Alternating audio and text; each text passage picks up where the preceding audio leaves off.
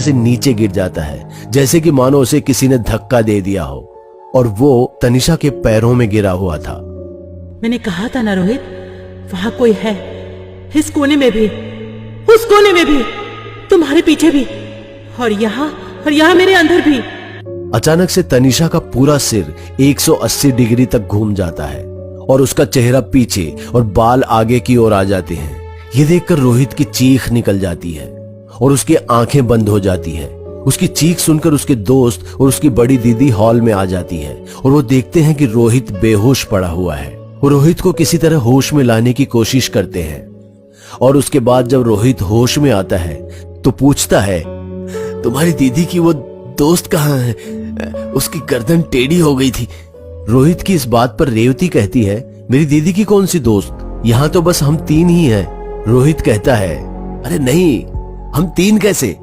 वो तनिषा कहाँ है, तेरी दीदी की दोस्त? रोहित की इस बात पर रेवती की बहन कहती है, कौन तनिषा? मेरी तो तनिषा नाम की कोई दोस्त है ही नहीं। रोहित कहता है, अरे ऐसा कैसे हो सकता है? वो कल रात को यहीं पर बैठी थी तुम्हारे बगल में, जब हम सब लोग बैठकर बातें कर रहे थे। वो बार बार मुझे देखकर मुस्कुरा रही थी। रोहित को घबराता हुआ देखकर रेवती सबसे पहले अपने दोस्त को शांत करती है।